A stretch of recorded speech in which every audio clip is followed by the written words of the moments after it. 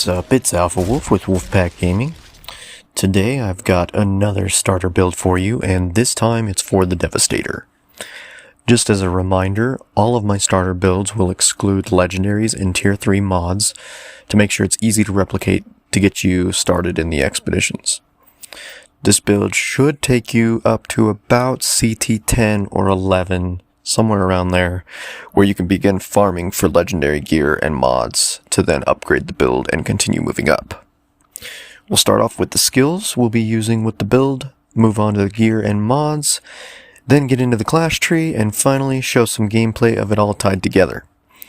Don't forget to show your support for the channel by subscribing and hitting that like button. Let's go ahead and jump into the build.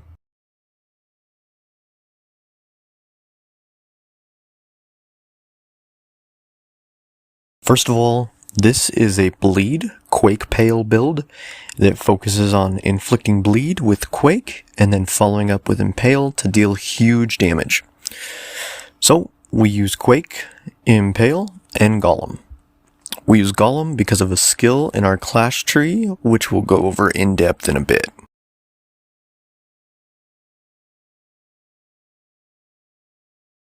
Moving on to our gear, beginning with our weapon. You can really use whatever weapon you want, but I like to use a burst AR with death chains because it has good damage output. For our armor mods, we have Blood Shock, which is one of the most important mods which causes Earthquake to deal bleed. This is huge because Earthquake has a massive AoE and causes bleed to a huge area, and our bleed is not only a big part of our damage but also our sustain as well. We use Extra Quake to gain an additional Earthquake, allowing us to use it one more time before cooldown. For the chest piece, we have Earth's Legacy, which increases Earthquake's range by 60%. This is also a really important mod because it allows us to hit enemies much further away.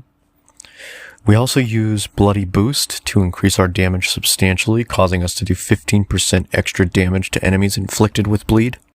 We use Impaler to allow us an extra use of Impale, and Vein Ripper to inflict bleed on enemies when we hit crits.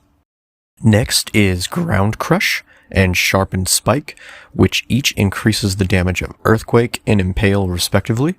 And finally, we have Rivers of Blood, which will massively increase damage of Impale on enemies that are already bleeding, and Even Odds, which will increase our max health when we're surrounded by enemies. You could also swap out Even Odds for Mitigation from Death, which is also a good mod for survivability, which will increase your armor.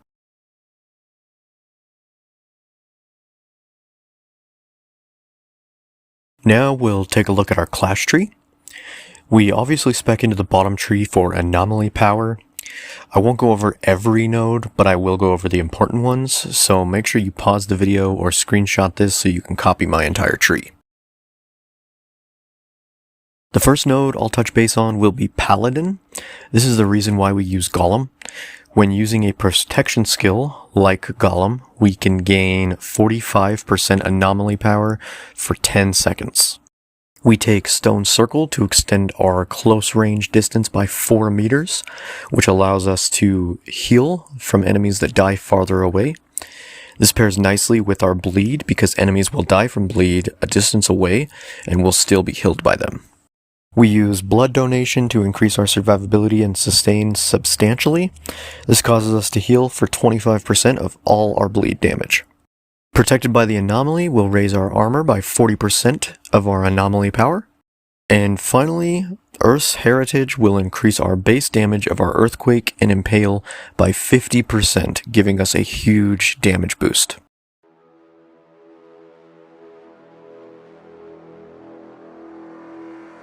And that brings us to the end of the details for the build.